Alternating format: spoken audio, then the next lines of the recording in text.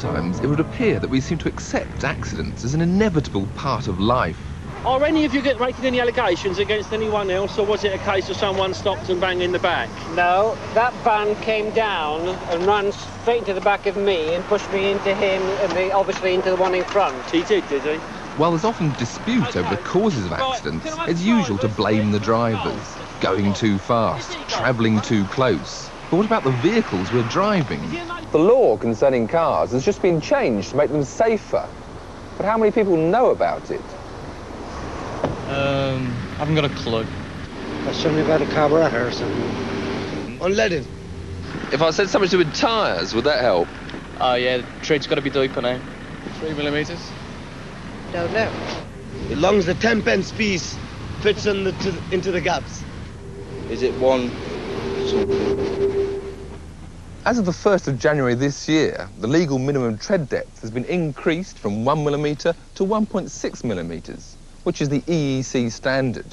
We've come here to Mara, where Dunlop and Halfords have set up a test to see if there's any benefit to be gained from that increase, or whether it's just another piece of unnecessary European harmonisation.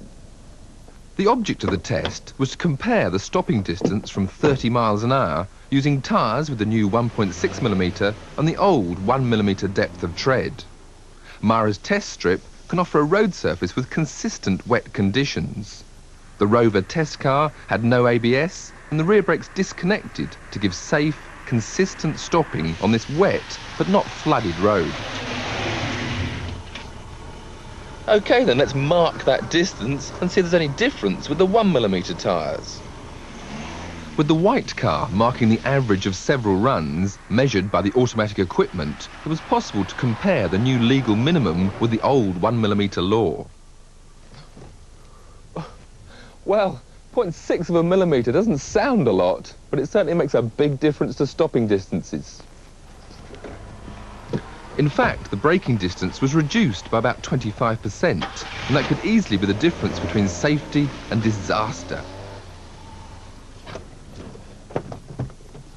So what difference would it make with a half-worn tyre with, say, 3 millimetres of tread, or even with a brand new tyre with 7 or more millimetres? The tread provides channels to get the water away from the contact between tyre and tarmac, and for a wet road like this, 3 millimetres or more does not make a lot of difference.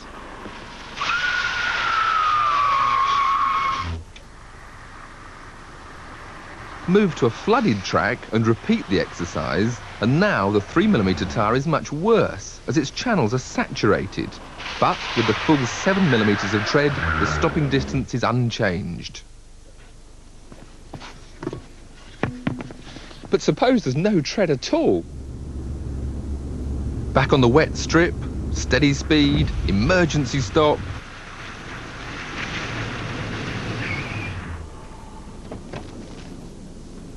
Well, from 30 miles an hour, that was a long, long slide, but actually not that much longer than what was legal just last year, but a full 6.5 metres further than the new regulation tread depth. So clearly, that switch to 1.6 millimetres really is of benefit. But if that tread is so important in the wet, what happens in the dry? When there's no need to shift water, the more rubber in contact with the tarmac, the better the braking. Switch on the automatic equipment and head for a dry strip of road, keep to a steady 30.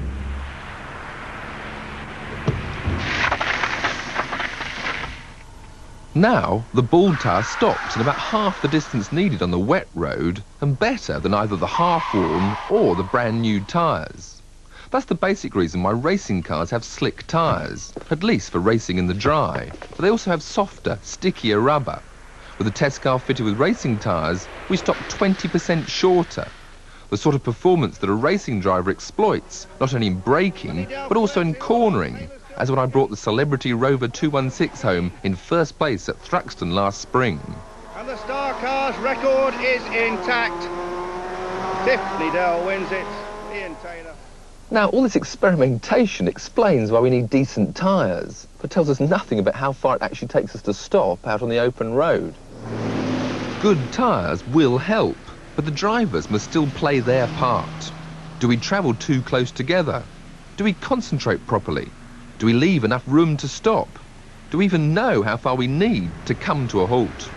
60 miles an hour is the limit on a road like this. It seems safe enough. But how easy would it be to stop if a tractor pulls out or the lorry parked just round the corner? How much room would I need to stop? The highway code recommends allowing 2/3 of a second for thinking time. That's 20 yards at 60 miles an hour. Then the code says allow 60 yards for braking on a dry road with good brakes, making a total of 80 yards to stop from the instant of spotting the danger. But nobody carries around numbers in their head, at least not once they've passed their driving test. So we've asked a few volunteers to come along to judge that stopping distance on this sort of road. To start with, we asked each driver to say whether they could stop from 60 miles an hour at this point before hitting the car we'd parked 40 yards away, although we didn't tell them the distance. 5 of our volunteers thought they could, so we asked them to watch on the test track. Suddenly, 60 miles an hour seemed a bit quicker. There would have been some rather red faces if I hadn't been in the next lane. So it's after brake, it's not including thinking distance, it's just once you hit the brakes, how soon will the car stop? We then asked the whole group to estimate how far away Samantha would have to be to enable them to stop from 60 miles an hour without hitting her if she suddenly fell in the road. The estimates varied wildly. Yeah, so you won't run her over, you won't run our Samantha over now. Now these dummies represent the points where our volunteers said Sam would be safe to stand if I started braking from where the car is now.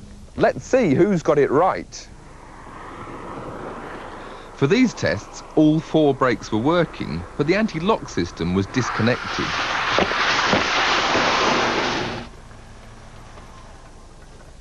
Now that should surprise a few people.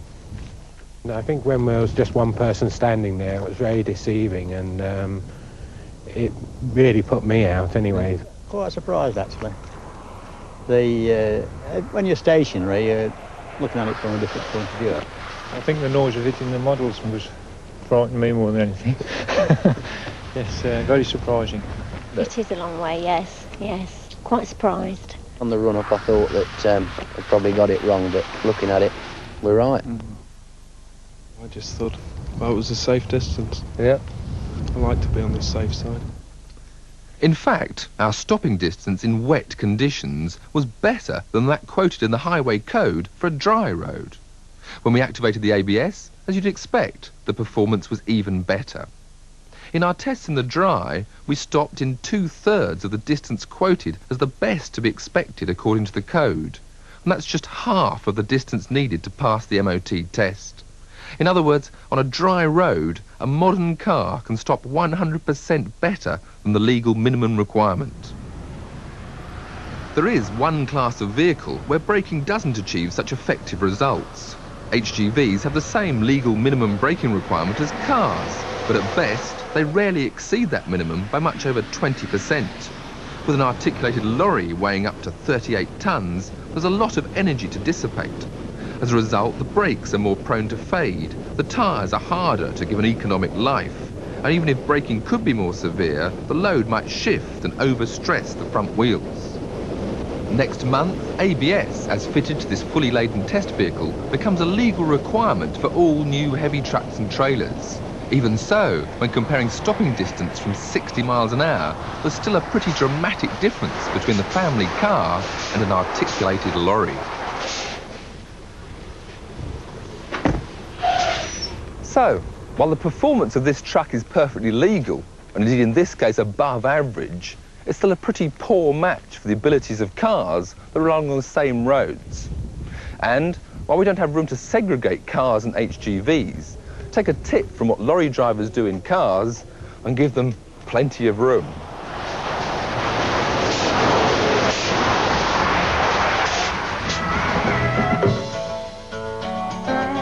Rover's new 800 Coupe was launched at the Geneva Motor Show this week. Priced at around £32,000, Rover claim it's a full 4-seater. We hope to find out in our road test scheduled for later this series. Also revealed at Geneva is Rover's new 200 Cabriolet, the first convertible from the company for a decade.